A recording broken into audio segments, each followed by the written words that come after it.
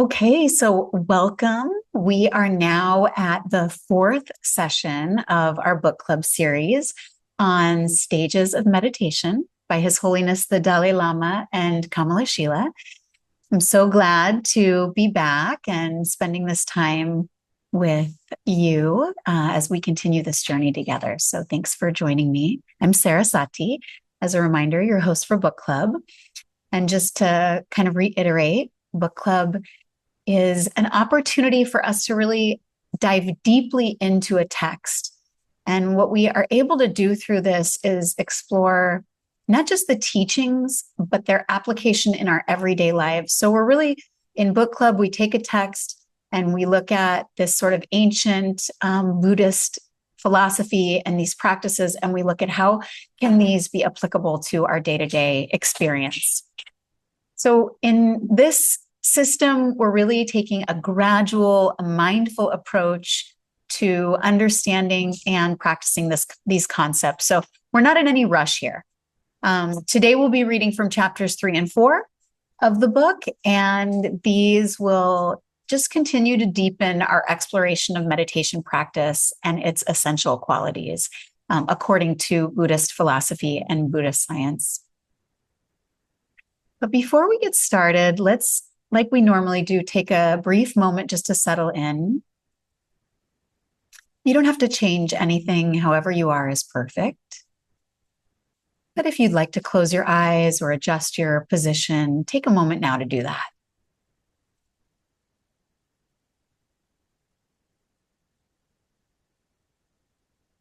Perhaps you'd like to take a few deep inhales and exhales, maybe through the nose and out of the mouth. You can imagine with each exhalation that you let go of anything that has been happening before now, anything that may be happening after now. Just simply bring yourself into this moment completely.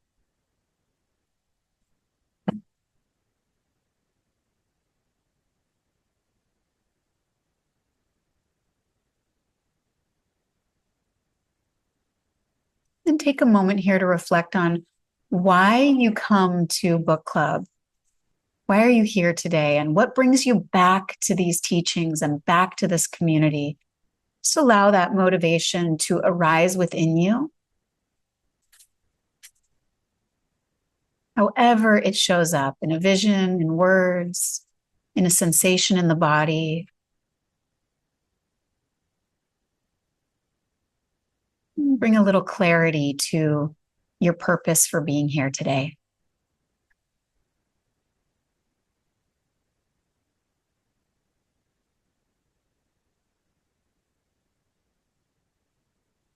And then together, let's set a collective intention. You can repeat the words after me. I'll say them twice and call and response, or you can just simply listen. May our study and practice today benefit not only ourselves, but all beings. May our study and practice today benefit not only ourselves, but all beings. May we cultivate open hearts and open minds. May we cultivate open hearts and open minds, allowing the wisdom and compassion of these teachings to transform our lives. Allowing the wisdom and compassion of these teachings to transform our lives. And just let that sink in.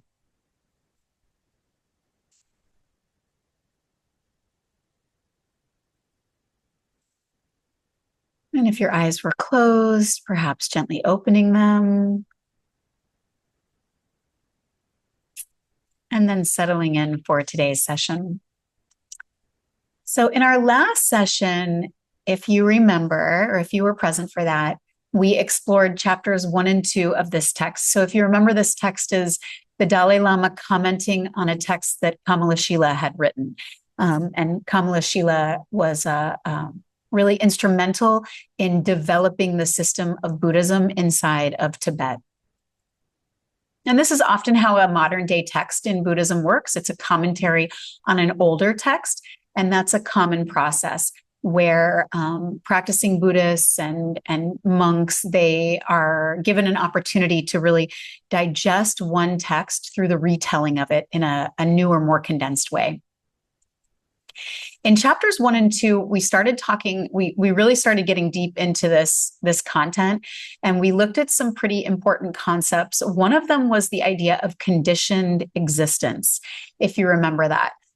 And so what is conditioned existence? If you remember us talking about this, it's really the idea that all things in the phenomenal world arise based on causes and conditions. And so how does that apply to improving our lives? Well, we talked about this idea of ignorance, and that we are recognizing that ignorance, which is the root of all suffering, arises due to conditions, and that this is actually good news. Because if it arises due to conditions, it can be overcome by changing those conditions. And that is what we are beginning the process of doing in our lives. So this understanding leads us to the idea that we are looking at reality from a flawed perspective. And I talked a lot about this last time, but I'll just briefly recap. The majority of our suffering is coming from looking at reality as though things are permanent, as though they are independent, and as though they are one single thing or completely unchanging. And when we say, okay, this is what ignorance is, we can look to the opposite of that to understand reality and how it really exists.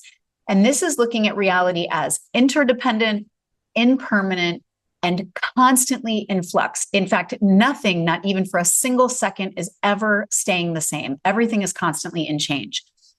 And that learning to view reality from this perspective, from interdependent, from impermanent, from multiplicity, is what we'll call this changing nature. This is actually the antidote to ignorance. And that's exciting news, because it's telling us that ignorance, which causes our suffering, can be overcome by recognizing reality as it exists. And that's what we're working to do together. And then chapter 2 goes a little bit further, and it starts to say, okay, well, we have to train the mind in order to realize this. The mind is the king of everything. It overrules the senses. It overrules the body. This is a controversial subject, so you really want to think on it. You remember, in Buddhism, nothing is taken at face value. We have to take a teaching in, and then we ask ourselves, is this true? And we do that by comparing truth to our direct experience. So we say, if I want to exercise on a daily basis, and the body is really like, I need to get up and move. I need to get up and move. But the mind says no, who wins? The mind is the boss. The mind decides, is this a good smell or a bad smell? Is this a good feeling or a bad feeling? So we started to talk about that in chapter 2, that in order to recognize reality as it is, we have to train the mind. But how do we do that? The Dalai Lama really emphasized here that to make progress, we have to have not only the correct methods, but also the proper sequence. And he spoke about compassion, and this is really what Kamalashila presents, compassion as the foundational starting point for this training. And that this training, like any process, it really requires the right ingredients and then these careful steps. I talked about following a recipe, or one of the examples Kamalashila gives is you can't get milk by milking a cow's horn or a bull's horn. So we need not only the right methods, we don't want to just know how to milk something, but we also want to know where to milk something and in what order to make something to get the right results. And then we practice together. And in our practice, we work to start familiarizing ourselves with this concept of compassion. And the homework was focused on investigating the truth about this idea, like, are things permanent or impermanent? Are they independent or interdependent? Are they static and unchanging, or are they constantly in flux? And so I invited you in your day-to-day life to start investigating this for yourself, because that's really where realization happens. It happens on the level of direct experience. So we're going to now expand upon this content today and deepen our understanding of the expression of compassion and how to really unlock this natural expression that's hiding within us. And I'll be reading from chapters 3 and 4. If you go all the way back to session 2, the Dalai Lama invited us to set our proper motivation for listening. And so I'm going to revisit that every time before we begin a new reading. And so let's take a moment now to establish this proper motivation for listening. I just want you to find a seat, even if it's lying down, even if you're standing, just in a way you want to position the body that your attention is elevated. So I want you to elevate your attention so that you are really listening to the words and that you're not embodying any of these 3 flawed ways of listening, like a turned over cup or a cup with holes in it or a dirty cup. And then just listen to these words and take them into your heart. I shall listen to the intermediate stages of meditation by the great Kamalashila in order to attain supreme Buddhahood for the sake of sentient beings vast as the expanse of space.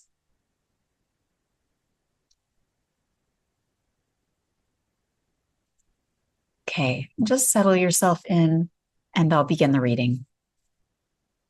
Chapter 3, Compassion. Moved by compassion, bodhisattvas take the vow to liberate all sentient beings. This is the Kamalashila speaking. And now the Dalai Lama. Compassion is essential in the initial stage, in the intermediate stage, and in the final stage of spiritual development. In accordance with this popular teaching, bodhisattvas, great beings who are strongly motivated and moved by compassion, pledge to attain the state of omniscience for the welfare of all sentient beings. This determination is the awakening mind of bodhicitta, which is an altruistic thought derived from compassion. Kamalashila. Then, by overcoming their self-centered outlook, they engage eagerly and continuously in the very difficult practices of accumulating merit and insight. By the power of generating the awakening mind of bodhicitta, they undergo the bodhisattva's training, which includes developing the 6 perfections without questioning how long it will take to fulfill it. As a result, they are gradually able to accumulate immense merit and insight without much effort. Kamalashila. Having entered into this practice, they will certainly complete the collection of merit and insight. Accomplishing the accumulation of merit and insight is like having omniscience itself in the palm of your hand. Therefore, since compassion is the only root of omniscience, you should become familiar with this practice from the very beginning. The Dalai Lama.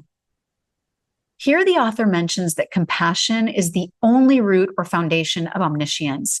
The word only stresses that compassion is an essential cause of omniscience, but does not negate other causes and conditions. It emphasizes the point that compassion is a necessary cause because omniscience cannot be achieved without compassion. If compassion alone were sufficient, then the earlier statement about the need to train in compassion, the awakening mind of bodhicitta, and skillful means would be contradicted. Kamalashila. The compendium of perfect Dharma reads, O Buddha, a bodhisattva should not train in many practices. If a bodhisattva properly holds to one Dharma and learns it perfectly, he has all the Buddha's qualities in the palm of his hand. And if you ask what that one Dharma is, it is great compassion. The Dalai Lama. Here, the Buddha strongly emphasizes the importance of compassion. It is on the basis of compassion that the awakening mind of bodhicitta is generated, and the individual engages in the deeds of a bodhisattva and so attains enlightenment. The corollary of the thesis is that without compassion, you cannot generate the supreme awakening mind of bodhicitta that cherishes others more than yourself. Without this altruistic attitude, it is impossible to practice the Mahayana deeds of bodhisattvas, such as the 6 perfections. And without following this procedure, you cannot achieve the omniscient state of Buddhahood. This is why compassion is so important. Kamalashila. The Buddhas have already achieved all their own goals, but remain in the cycle of existence for as long as there are sentient beings. This is because they possess great compassion. They also do not enter the immensely blissful abode of nirvana like the hearers. Considering the interests of sentient beings first, they abandon the peaceful abode of nirvana as if it were a burning iron house. Therefore, great compassion alone is the unavoidable cause of the non-abiding nirvana of the Buddha, the Dalai Lama. Compassion is highly commended in many treatises, and its importance cannot be overemphasized. Chandrakirti paid rich tribute to compassion, saying that it was essential in the initial, intermediate, and final stages of the path to enlightenment. Initially, the awakening mind of bodhicitta is generated with compassion as the root or basis. Practice of the 6 perfections and so forth is essential if a bodhisattva is to attain the final goal. In the intermediate stage, compassion is equally relevant, even after enlightenment. It is compassion that induces the Buddhas not to abide in the blissful state of complacent nirvana. It is the compassion motivating force enabling the Buddhas to enter non-abiding nirvana and actualize the truth body, which represents fulfillment of your own purpose, and the form body, which represents fulfillment of the needs of others. Thus, by the power of compassion, Buddhas serve the interests of sentient beings without interruption for as long as space exists. This shows that the awakening mind of bodhicitta remains crucial even after achieving the final destination. Kamalashila's reference to another treatise by Chandrakirti supports the validity of this thesis and also has the advantage of helping to persuade his audience. Generally, in the Buddhist tradition, philosophical views do not have to be proved by scriptural authority alone. In fact, individuals must rely primarily on logic and reasoning to gain faith and conviction in the philosophy. Objects of knowledge can be broadly classified as obvious phenomena, partially concealed phenomena, and completely concealed phenomena. There is no need to use logic to prove the existence of obvious phenomena. We can experience and understand them directly and thus ascertain their existence. Since partially concealed phenomena cannot be ascertained through direct experience, they need to be established by applying logic. The object of analysis is then understood by inferential cognition based on experience.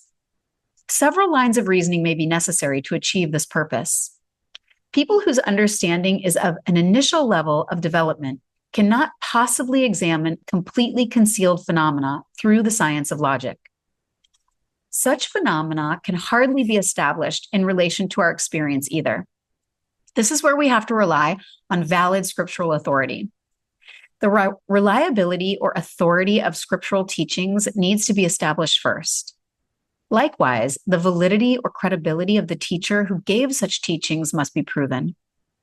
Scriptural authority must be able to withstand a 3-tier analysis: that teachings concerning obvious phenomena are not contradicted by direct apprehension, that teachings concerning partially obscure phenomena are not contradicted by inferential cognition, and that its teachings concerning very obscure phenomena are not contradicted by inferential cognition based on faith. The validity of such scriptural authority, in turn, should be tested by logical reasoning. As it is taught that the teachings are true or valid in relation to the main meaning or the chief goal, their validity concerning other goals can be understood by inference. Our chief goal is the state of definite goodness, nirvana, and omniscience. While favorable rebirth as a human being or God is an ordinary goal. So when teachings that propound the process for realizing definite goodness are not found to be faulty under logical examination, it is simply not possible for them to be faulty with regard to the ordinary goal. It is a matter of common sense that when something is true with respect to the difficult aspects of a question, its being true concerning simple matters is beyond doubt. Furthermore, the teacher who gave these teachings was an honorable and dependable person. He gained his realization through the power of his practice of compassion. Because he possessed great compassion, he was truly motivated to benefit all sentient beings. By the force of great compassion, he gave the teachings in order to demonstrate the course of the path that helped him to eliminate the obstacles and transcend to the state of highest perfection. The Buddha taught in the light of his own experience, and since he had direct realization of ultimate reality, he was extremely proficient in revealing the truth. His service was unconditional and tireless, and he was prepared to work for the interest of sentient beings for eons, irrespective of the nature of the task involved. Understanding and reflecting on these points should help us gain conviction in the validity of his teachings. For these reasons, it is said to be wise to cite certain textual teachings to substantiate a thesis or a practice. Such a process has a great purpose. It dispels numerous unwarranted doubts and instills new insights. Chapter 4, Developing Equanimity, the Root of Loving Kindness. The Dalai Lama. Compassion is one of the major causes for realizing the state of omniscience. It is important at the beginning of the practice, during the practice, and even after realizing the results of our spiritual endeavor. Now the question is, how should we meditate on it? Kamalashila. The way to meditate on compassion will be taught from the outset. Begin the practice by meditating on equanimity. Try to actualize impartiality toward all sentient beings by eliminating attachment and hatred. The Dalai Lama. Compassion is a mind that focuses on the sentient beings that are miserable and wishes them to be free from suffering. Compassion can be of three types, depending on the aspect of wisdom that accompanies it. These three are compassion focused on sentient beings, compassion focused on phenomena, and compassion focused on the unapprehendable. All three are the same in being minds that earnestly desire sentient beings to be free from their misery. They are distinguished not in terms of their aspect, but in terms of their object of focus. Because all three have the same aspect of wishing sentient beings to be separated from suffering, compassion focused on sentient beings is so called because it focuses merely on sentient beings without specifying their characteristics of being impermanent or empty of inherent existence.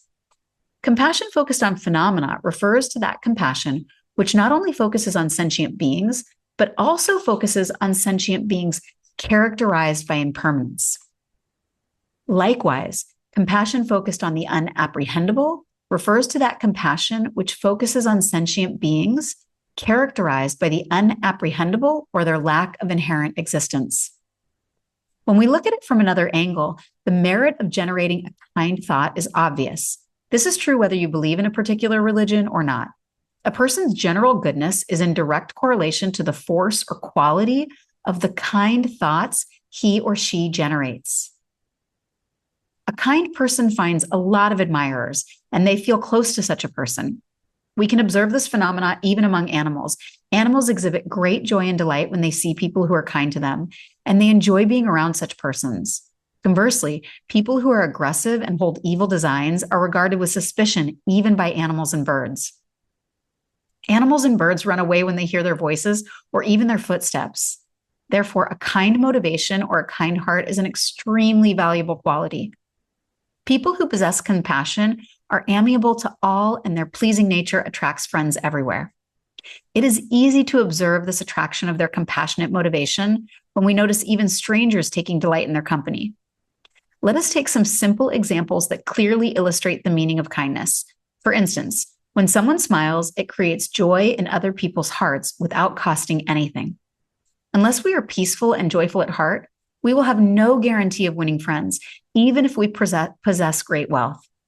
When we are competitive and aggressive, it is hard to gain much substantial benefit, even if we lavish wealth on others. On the other hand, those who are sincerely interested in helping others, have peace and joy at heart, they create an atmosphere of harmony around them. Thus, it should be clear that a kind heart and a helpful attitude are the very foundation of happiness, both for others and ourselves for now and forever. The positive qualities produced by helpful intentions are widely recognized as worthwhile and desirable. All the major religions of the world teach their followers to become good people, to practice patience, and to develop an interest in helping others. There is unanimity concerning the positive value attached to these fundamental principles. In Buddhism particularly, since its doctrine is based on compassion, a great deal of emphasis is placed on this practice. So what is the Buddhist technique for meditating on compassion? On the one hand, we need to develop loving kindness towards suffering beings.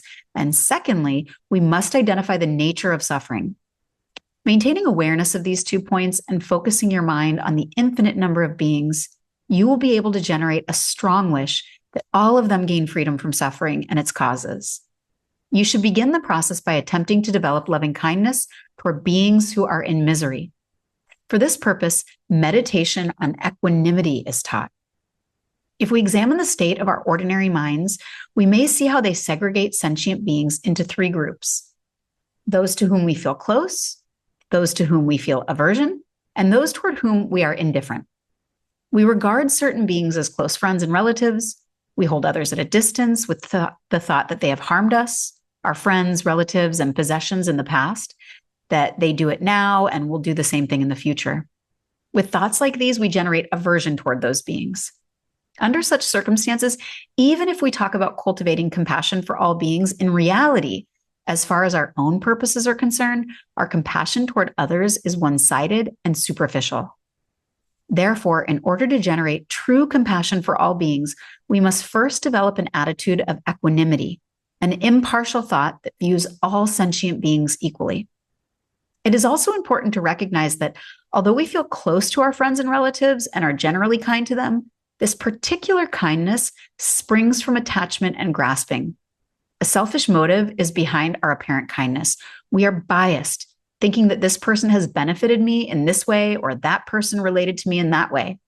So when we use the term kindness in everyday terms, we refer to something that would more accurately be called attachment. What do we mean when we speak of a truly compassionate kindness? Compassion is essentially concern for others' welfare, their happiness, and their suffering. Others who wish to avoid misery as much as we do. Others wish to avoid misery as much as we do.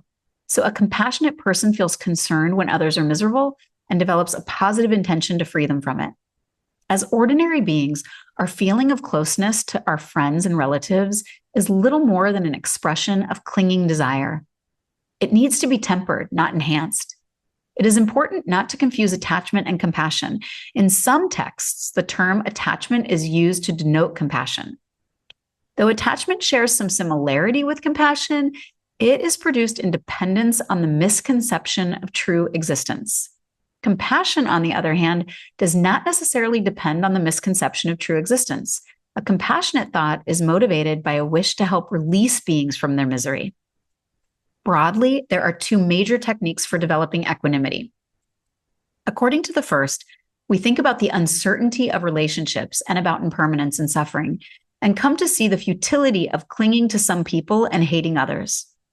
According to the second technique, seeing that all beings are the same in terms of wishing to gain happiness and to be free of suffering, we try to develop an impartial attitude toward all beings. The root text briefly summarizes this second method for developing equanimity. Kamalashila. All sentient beings desire happiness and do not desire misery.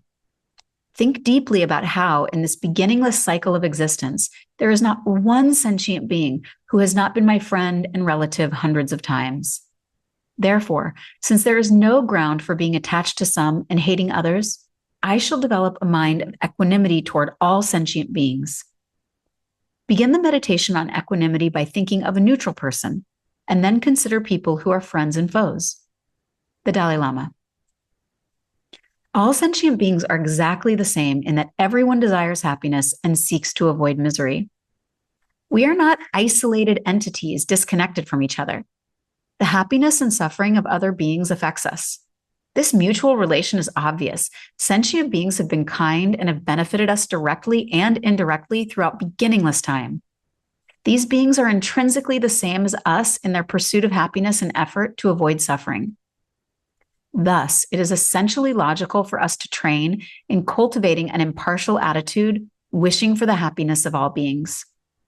In order to actualize a state of mind that regards everyone equally, at times it can be more effective to meditate on particular individuals.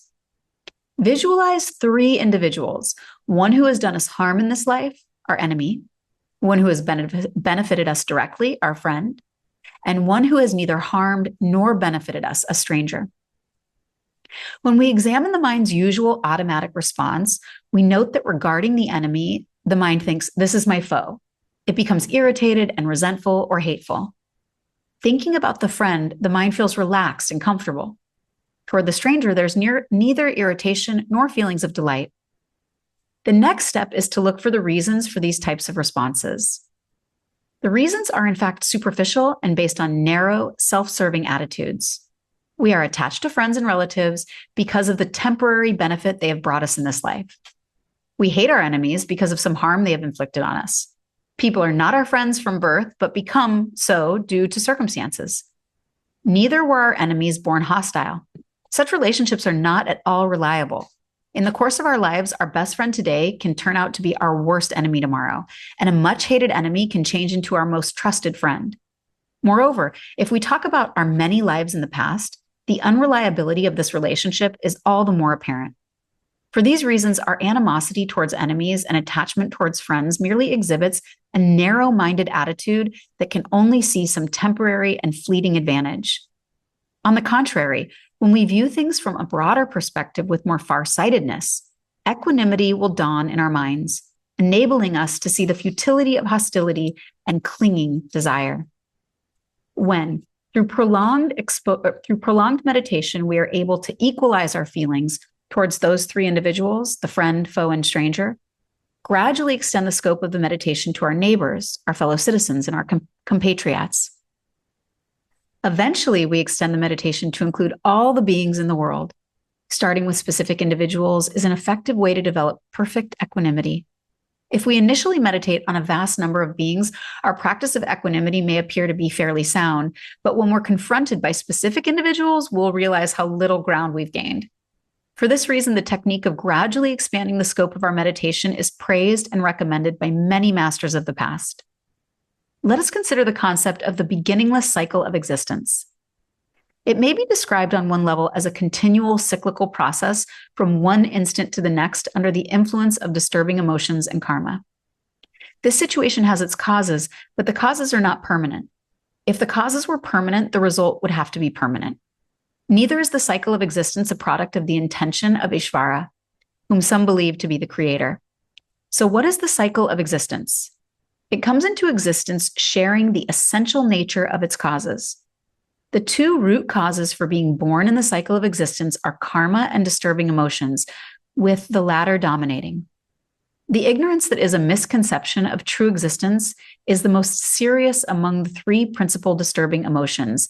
Ignorance that is a misconception of true existence is not something imported from elsewhere, but is a creation of consciousness. The natural thing to do is to investigate whether consciousness exists or not. It may be difficult to come to any definite conclusions, and we may have to limit ourselves to saying it exists in the nature of things. However, the ignorance that is at the root of all the other disturbing emotions and that is a cause for birth in the cycle of existence comes into existence at the same instant as consciousness. And consciousness has no beginning. If we were to assert that consciousness does have a beginning, numerous fallacies would ensue. If, for example, we accept an inanimate physical entity as consciousness's starting point, by implication, we are accepting results from inappropriate causes. In normal cause and effect relations, both cause and effect are of the same category. When we observe the cause and effect relations of physical objects, the result maintains intrinsically the same nature as its cause. Consciousness, too, follows a similar pattern.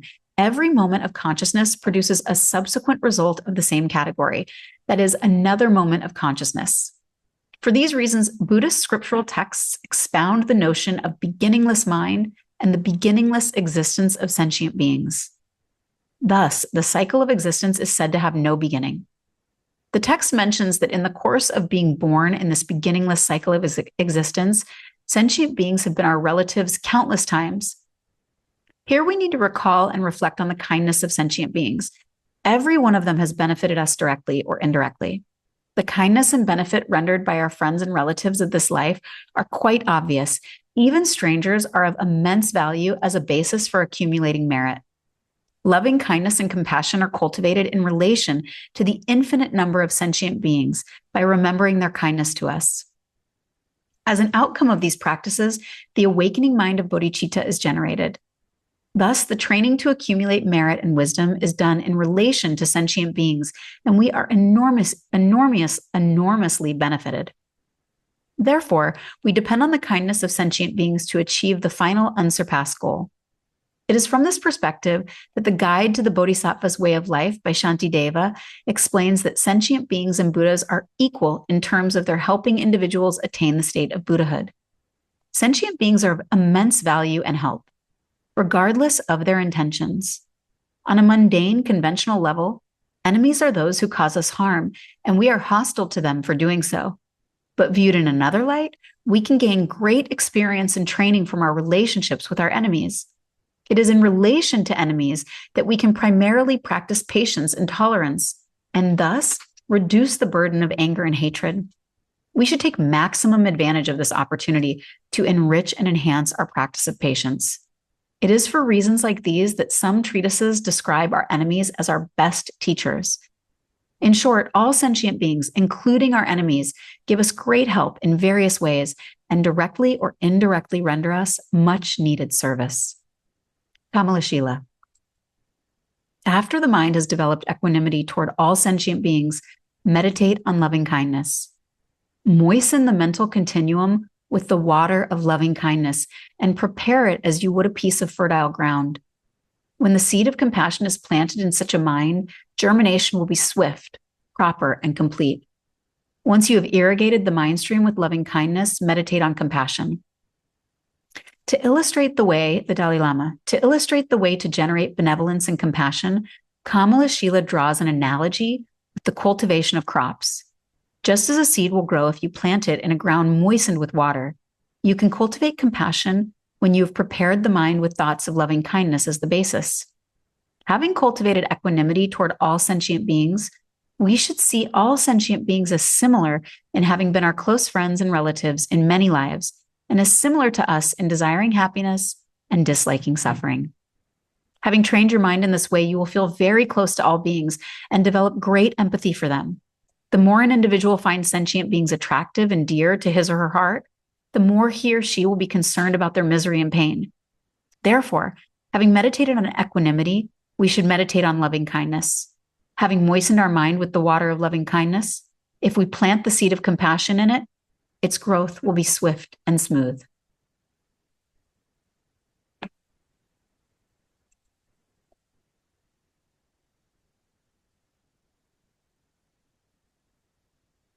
Okay, so let's just take a closer look, because honestly, this is a small book, but it's pretty heady because it's really rooted in really traditional Buddhist philosophy. It is traditional Buddhist philosophy. It's coming from the mind of someone who was really the motivator for propagating the teachings of the Buddha in this particular way, in this slowly revealing, in this stages method. So rather than a direct result, we're just gradually taming the mind and working with the mind in ways that reveal what we're really after. So that can be a lot to digest. So we'll just kind of do it together. And I really want to encourage you to remember that it's not about hearing something once and then, having it develop as insight or wisdom. It takes a lot of time. And that's really the whole idea here with stages of meditation, is that we're taking the time to learn the right process and the right techniques. And in that way, we're allowing our mind stream to clear itself up on its own in its own unique time. And that's going to be different, really different for everybody. So in chapter 3, the Dalai Lama is really focusing here on the foundation for developing omniscient mind, the omniscient mind of a Buddha. Well, what does that mean, right? This is like the ultimately compassionate, expansive mind. Omniscient is knowing everything at once. It's that everything can be known. The knower can be known. The knowing can be known. The object of what is known can be known, all together. And the root of all of this is compassion. So how is compassion defined? I think we have a Western definition, or we have a sociocultural definition in the developed world. And the Buddha's teachings offer us a sort of pushback against that definition. So now we're starting to look at compassion in relationship to the philosophy of Buddhism. And this is defined as, in this context, it's defined as the wish for others to be free from suffering. That's it. And we are included in that wish. So it's not just that we are looking outward and wanting others to be free from suffering, but included in that we are part of all sentient beings. So it may even be more appropriate to say the wish for all sentient beings to be free from suffering, and that includes ourselves. This is really a deeply personal and a universally expansive quality. And that is something that the Dalai Lama, I think, touches on beautifully. That cultivating compassion involves confronting our own biases and learning to extend care to everyone, not just the people we feel close to or agree with. So in this chapter, the Dalai Lama is discussing the idea that compassion is the root of awakening, and that none of the other practical tools, like the 6 paramitas, the 6 perfections, can even be actualized until we have developed this compassionate or this altruistic thought. And bias is a really important term here, because we have to understand that it is our biased way of viewing our relationship to other people that inhibits our capacity to reveal this expansive, unlimited, compassionate nature. And so when we work first with other things like the 6 paramitas, for instance, and we come into those and we say, okay, I'm going to practice generosity. If we haven't worked at the level of our inner biases, we're going to say, I'm only going to be generous to this group, but I'm not going to be generous to this group. Or if you're not familiar with the 6 paramitas, these are I won't really go into depth on this, but these are considered the 6 perfections in Buddhism. And they are generosity, morality, or the sort of right conduct, patience, diligence, meditative concentration, and wisdom. So it's really the first 5 paramitas where we put effort towards, and then wisdom kind of dawns out of these. But you can see, it's really easy to see as we look at this logically and we analyze it, that if we still have a biased mind, then no matter how much we try, generosity is only going to be so effective. There's going to be a limit to it. Morality is only going to be so effective. There's going to be a limit to it. Same with patience or diligence. We're going to say, okay, well, I'm going to be patient with this group, but this group doesn't deserve my patience. Now I want to flip the camera just slightly. And I want to say that's not just a bias that we direct outward, but we have to work on that bias. So developing equanimity from an outward perspective, but that's also a bias that we direct inward. We are biased to ourselves. There are certain emotions that you freely allow. Oh yes, I'm allowed to feel this. And then there are others that you say, this is a bad one. I don't let myself feel this way. And that's the truth with thoughts. That's the truth with sensations. There are some things that we allow and other things we don't, because we're classifying things as good and bad. But the whole fundamental essence of these teachings is that we are learning that things are neither good or bad. Everything is neutral. And when we can position our mind in that way and really understand it, not from blind faith, not like, oh yeah, the Buddha said so, so it must be true, but from logical analysis, we can see that things have a generally neutral nature.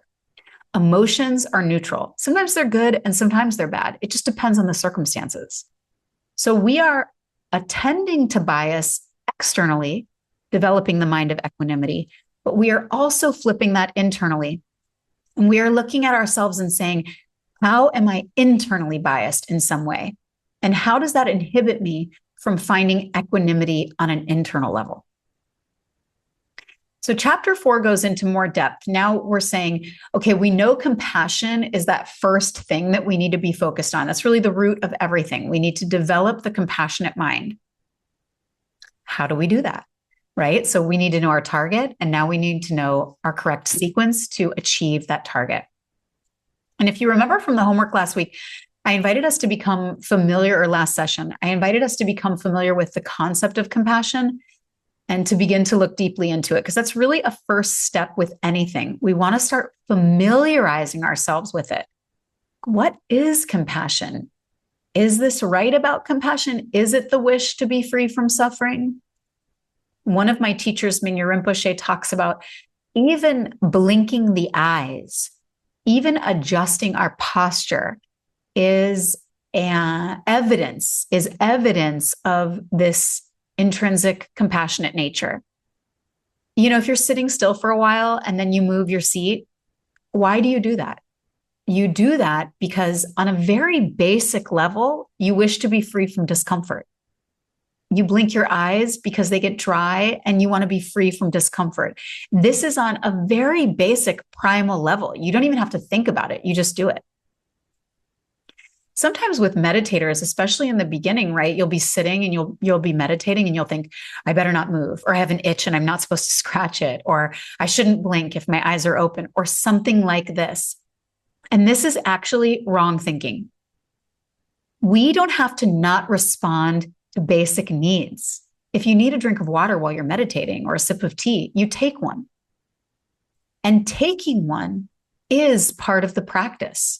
It's recognizing this very innate compassion that exists inside all of us at every single moment in time. Okay, so back to chapter 4, where we're talking about the process. So how do we start? You know, sometimes I think I hear teachers and they go right into the idea of developing compassion. Sit, have compassion for yourself, now have compassion for someone you love, this and that. But Kamalashila is saying, wait, let's back up. The first step to really realizing compassion is recognizing equanimity, the mind of equanimity. Compassion is not a singular, independent concept. It's rather this resultant experience of the correct understanding of the way reality operates. And so for this reason, to allow compassion to naturally express itself, we're invited on a very practical level to work systematically on releasing the ignorant misconceptions that cloud us from it. So what are these ignorant misconceptions? Well, one is that there is any difference between you and me, between someone you love and someone you hate. So we're starting now to break compassion down into its pieces. And the first piece that we work with is equanimity. Okay, so we want to develop this idea of equanimity. And how do we do this? We have to understand the fact that, as though it may seem otherwise, at the very root of our desires, everyone has the same wish: the wish to be free from suffering and the wish to have more happiness. And so in the first stages, we're just looking to eliminate these early biases that we have. And these are very deeply rooted. And in these deep roots, they really leave us believing that some people are worthy of my compassion, like, maybe the cat down the street, but not the homeless person. We have this bias. We say, oh, you're worthy, but you're not worthy. And that's why this first step is equanimity. And equanimity is really the practice of developing an even-minded attitude toward all beings.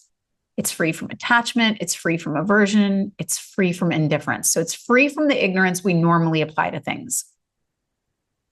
And when we cultivate this state of balance, it allows us to view everyone with this equal care and concern without being swayed by personal preferences like, I like you or I dislike you. And the Dalai Lama is really emphasizing that without equanimity, our compassion will always remain limited and biased. So how do we work with it? How do we work with equanimity if that's the first stage? Well, we have to reflect on this idea that at the very basis, all beings have these wishes, the desire to have happiness and to be free from suffering. And by contemplating this changing nature of our relationships, right? I mean, maybe you can think of it right now. Maybe you have a friend and they were a really good friend, but then they did something and now you hate them for some reason. Maybe it's a family member. They were so close to you. They were your favorite aunt or uncle, and then they did something and now you never will talk to them again. Maybe it's your mother or father. You know, this is common in the developed world. Really right now, especially, people are never talking to their family of origin again. Why is that? We're putting heavy expectation on all of the people in our lives. And this is actually creating more suffering. So you hear somebody say, well, my mom or dad did me wrong. It's a lot of times it's the mom. My mom's a narcissist, so I can never talk to her again.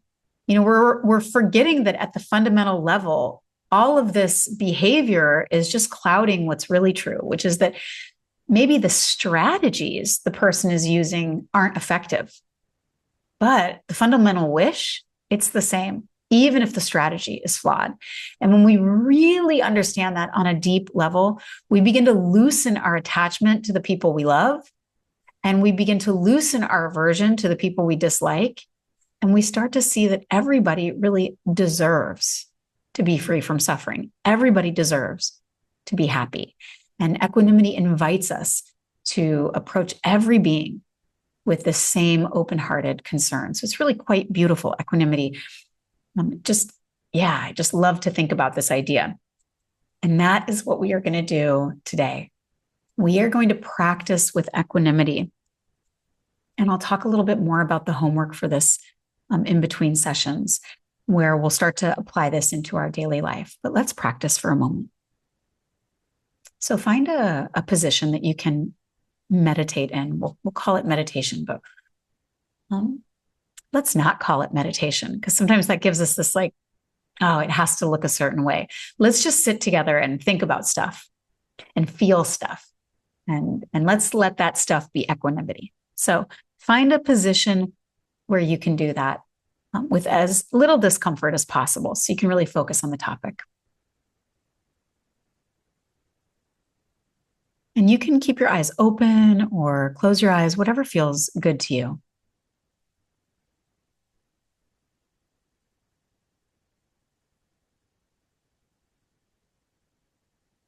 Just rest here for a moment, perhaps focusing on softening your body and finding some release of tension, or maybe you want to direct your attention to your breath, not changing anything necessarily unless it needs to be changed, but simply just settling in and releasing resistance to whatever experience you're about to have.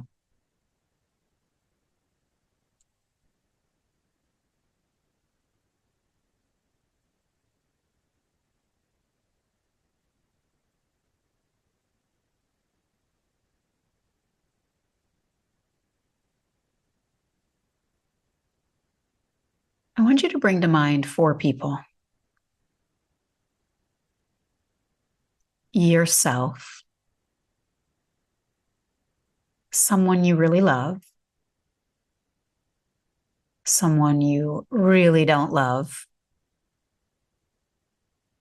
and someone that's fairly neutral. So take a moment just to bring those 4 people to mind. Really let them be particular people. Try not to let it be vague. Let it be clear. Like, okay, me, maybe you think my cat or my daughter or my best friend, person you love, somebody you don't like, maybe your boss. I don't know. I don't have a boss, but somebody like that. And then somebody you don't really know that well, like the person who you always see at the gas station, or somebody you pass often when you're on a walk in the mornings or something like this. Just bring 4 really clear, concrete people to mind.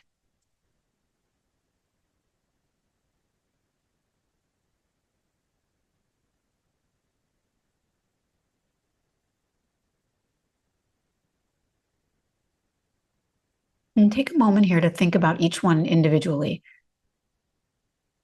And just think about yourself. And when you think about yourself, notice what feelings or sensations arise in the body. Is it easy to think about yourself?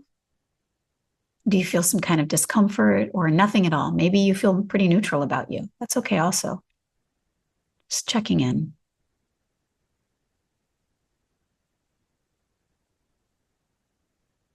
And then be systematic here and do this, moving down the line. The person you love, how does it feel to think about the person you really love? Really on a body level, what is the visceral response? And then moving down the line to the person you don't love and the person that you feel neutral to. Just take a few minutes in silence to do this.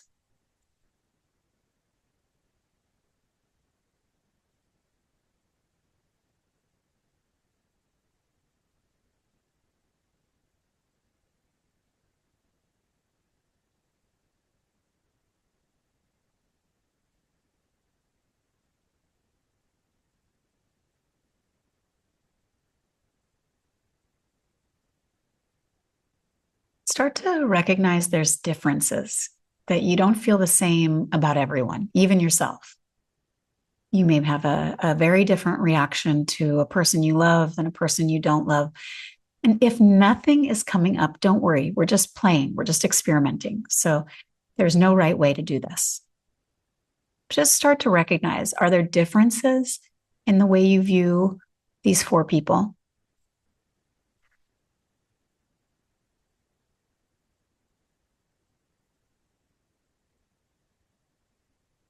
What are the stories?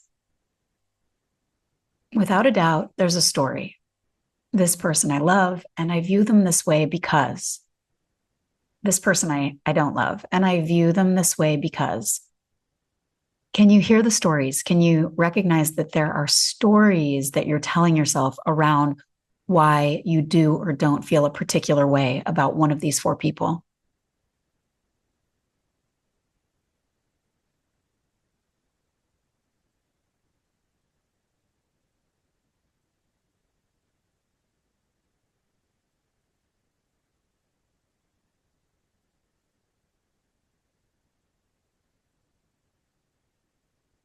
Drop the story.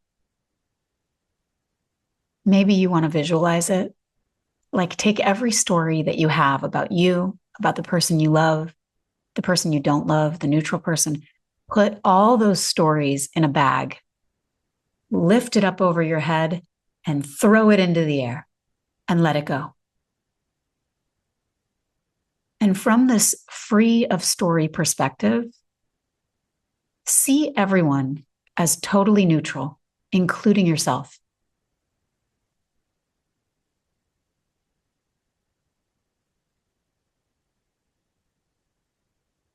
And ask yourself this: is there anyone here, anyone out of these four people, who doesn't wish to be free from suffering?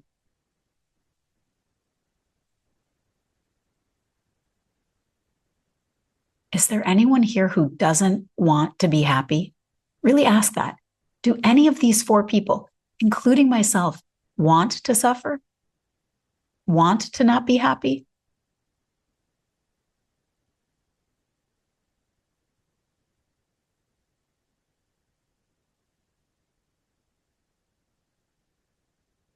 Is it the case that all four of these people wish to be free from suffering? Is it the case that all four of these people wish to have more happiness? Ask those questions. Really ask and look. If you need to take a break, you just take a break and rest with the breath. Come back, come back, come back.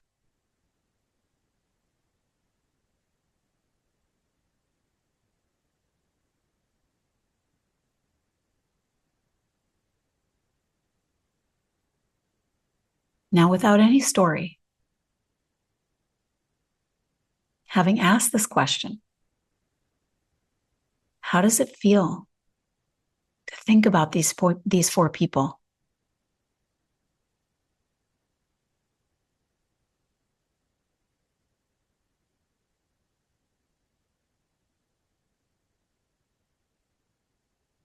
Just like you, the person you love wishes to be free from suffering and to be happy.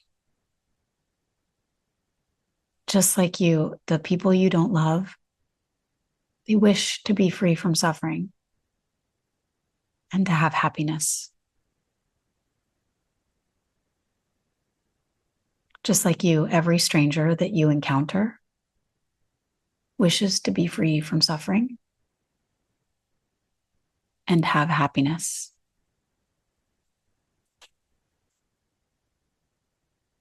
Listen to me. You wish to be free from suffering. You wish for happiness.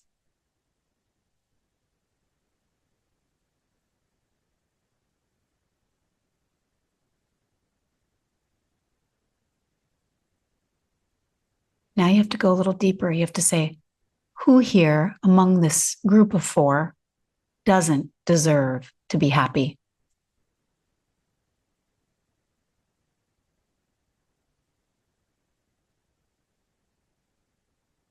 What comes up? What comes up on a physical level, on a visceral level? What do you feel? Who here among this group of four doesn't deserve to be happy?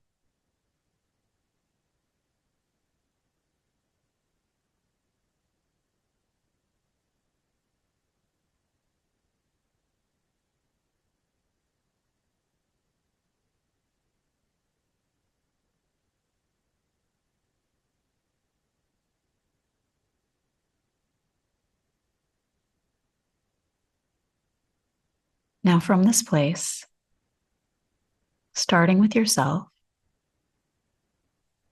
just gently offer the wish that you be free from suffering and that you have more happiness.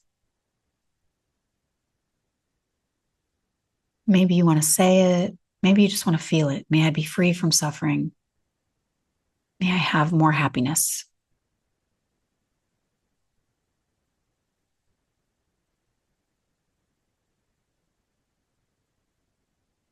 And then apply this to everyone in your group, the person you love, the person you don't love, and the person you don't know.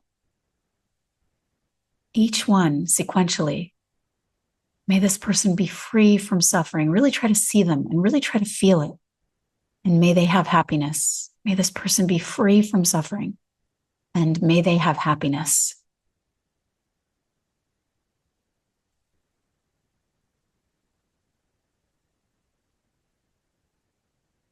And maybe it's hard for the person that you feel a little aversion towards, and that's even better. Feel that. Don't deny that. Don't look away from that. Notice that at the very core of your being, even a person who has done you absolutely wrong, you don't wish to suffer.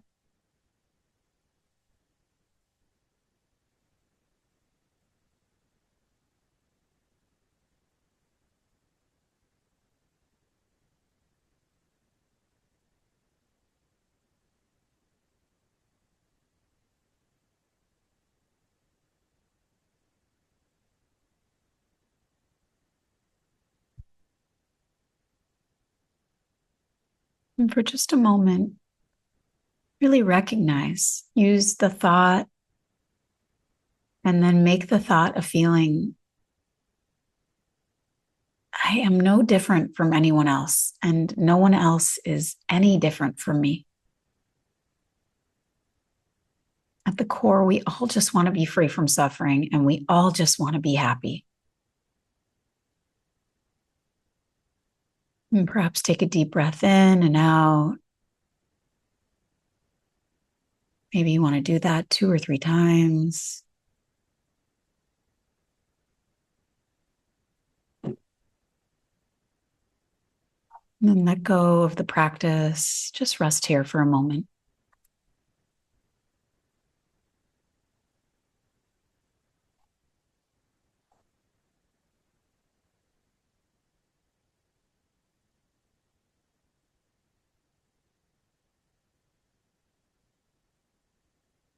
And if your eyes have been closed, gently open them.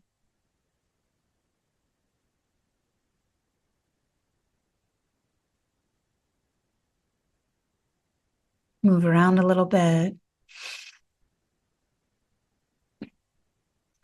And come back to our shared space.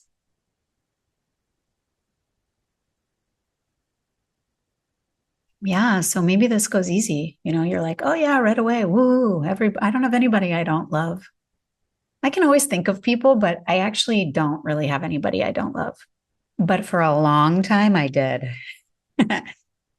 Was it my mom? It wasn't that I didn't love her, but it was a complicated relationship. And I was one of those people that it was like, I don't know. I just was blaming my mom, blaming my mom for things. Was my childhood great? No. Was a lot of people's childhood not great? No, it's not an excuse. What equanimity does is it allows us to start to view not just the people in our lives with a more even mindset. So we're not like grabbing at some people and pushing other people away. But it also allows us to recognize that experience is multifaceted. It's never one, nothing is ever one thing or person's fault. There's always a variety of causes and conditions that lead to the outcomes that we experience in our lives. And this practice, I really can honestly speak from experience. And I have to tell you, like, I don't have almost any realization. Like I practice, but I'm just like a lowly middling practitioner. Like I have nothing really great to share. But I will say this on this experiential level, it's just been life-changing. On the relative, just the way that I work with people, the way that I relate to people, but also the way that I process past experience and integrate that past experience into my day-to-day life has been totally transformed by the teachings of the Buddha, and specifically by practices like equanimity and loving kindness and compassion, which we're going to keep moving into as we go further into the book. And so I can say with direct experience, it is transformational. And that's what we're doing. We're transforming the mind. The mind is flawed because the minute we were born, the minute we were conceived, we were sort of passed on to a flawed way of looking at reality. We were taught that this is the way reality works. This is the way we define conceptual reality. And most of those things were absolutely wrong. I was telling someone yesterday, like when it comes to parenting, anytime you hear yourself saying, well, that's how it was done when I was a kid, should be like a bell ringing that you should immediately like drop that and do the exact opposite. Because most of us were taught conceptual reality in a completely backwards way. We were taught love is conditional. You only give it to some people and you don't give it to others. We were taught that compassion is more like pity and that it's an exhaustible thing, that we need to be careful and protect ourselves lest we get burnt out on caring for others. And only some people deserve it and other people don't. These things are wrong. And they're actually leading us to suffer way more and way more unnecessarily than we need to otherwise. And so it's not this la-di-da Pollyanna perspective where we're just like, everyone's great and I love everyone. Remember that. That's not what we're doing. That is not the work here. It's not just pretending that everyone deserves to be thought of in the positive, or we should only think about the good stuff. That really like turns me, even though I'm not supposed to feel any aversion. Like that way of working is also flawed because it's one-dimensional. We are stopping the process of being one-dimensional. We're dropping that. We're not one-dimensional. It's not like this is good and that is bad. That's never the case. There's always an argument for one or for the other. That's why we have attorneys or laws or whatever, because we need to put things in boxes and we need to argue for this case or argue against that. Because really logical assessment never, ever puts all the burden on a singular entity, because there is no singular entity. Everyone and everything is interconnected. So we're working there. We're any number of degrees advanced or not. And we are working with ourselves in the unique way that we are exactly. So for this session, I'm going to invite you to do a little homework as usual. And what I really want you to do is I want you to continue to work with this concept of equanimity first on the cushion. We've been working with shamatha and just sitting with resting on the breath. And I want you to keep that at the beginning of your practice, but now a 10 to 15 minute practice every day, really reflecting on the shared wish that all beings want to be free of suffering and experience happiness. Sometimes what happens in these teachings is that we go slowly, right? We start with ourselves and we work with ourselves for a long time. I really prefer the method of bringing everybody to the party at one time. There's no need to delay. We don't need to wait.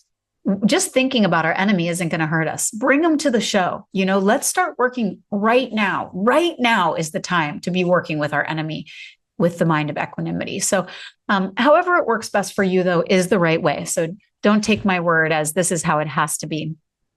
So on the cushion, working with the practice of shamatha and then adding in contemplation on equanimity and really just noticing any biases that come up, any judgments or any resistance, and practicing really opening up your heart to those things. And then off the cushion, this is sort of like bonus homework. I want you to start bringing this practice into your daily interactions And this is a practice that I have worked with a lot in my life and I really, really love. But you can, just when you're out in public, you're at the grocery store, or you're at the beach, or you're wherever, you start to look out on people and you think to yourself, just like me, they. And then you can insert anything you want. Just like me, they sometimes feel insecure. Just like me, they wish to have a partner that loves them. Just like me, they want to make a living and survive in this crazy, expensive world. Like whatever resonates with you, right? It doesn't have to be what I say. It should be what resonates with you. So looking out, it's a secret practice. Nobody knows you're doing it. You're just in your mind, just like me, that person. And you do it with everybody you see as often as you think about it. And just keep bringing your mind not back to only the cognition, not only the thought, but the physical, visceral experience of recognizing that everybody is really just like me. Now, here's where it's hard. Somebody cuts you off on the road. Okay, they cut you off, you're driving, and then you say, just like me, sometimes that person doesn't pay attention. Now we're really bringing light to our flaws. I'm not perfect. I'm really, really not perfect. I'm super, super flawed. So you say, I love this practice. I go, oh, just like me, right? I can never judge anyone because I have been the worst person on the planet, many, many times in my life. And so you say, yeah, just like me, that person is suffering from ignorance. Just like me, that person is in a rush and wants to get somewhere early and isn't paying attention. That is just like me. And then we're really taking it out of the realm of being a Pollyanna who wants everything to be perfect. And we're starting to see that nothing is perfect and everyone is flawed, including ourselves. And let's break that barrier. If you're a kind of person who thinks you're perfect, let's break that down right away, because that's getting in the way of your close connections to others and your success in life. Nobody wants to be friends with someone who's perfect, who thinks they're great all the time, right? Immediately, do some people pop up into your mind? They do for me. So those are the kind of people that you're like, ooh, because they push up against what we know is true, that I am not perfect. And so when I'm around somebody who thinks they are and constantly tells me so, it really makes me feel a certain kind of way, because the fundamental wisdom that we are unlocking is already there. It's not like we have to develop the wisdom. The wisdom is there. We just have to uncover it. And that wisdom is often tangible through the visceral experiences that you have. So when you're with somebody and you start to feel a certain kind of way, that's some wisdom coming through. And you just have to check in about what is that wisdom. I could go on and on about this, but the truth is you don't want to say that wisdom is I am an independent person and need to protect my boundaries and take care of myself. And no. It's more like the wisdom of impermanence, interconnectedness, the constant changing nature of reality, the truth of everything being flawed. That's the wisdom we're talking about. So it's a more fundamental, deeper wisdom than just like me. We're dropping the me as much as we can. Okay. It was a big session today, and I appreciate your time as usual, but let's wrap it up. Let's close with a dedication, just remembering the homework, working with equanimity on the cushion and off the cushion. Let's dedicate any merit we've achieved today. So you can just close your eyes for a moment, maybe, or keep them open if you need to. And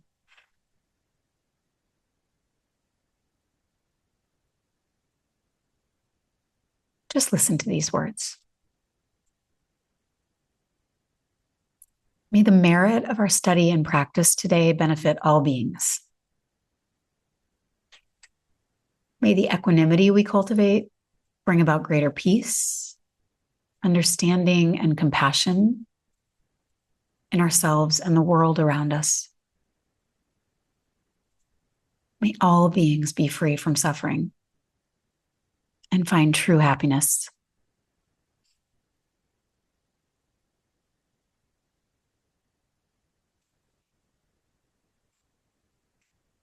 I'm Sarah Sati. Thank you so much for joining me today.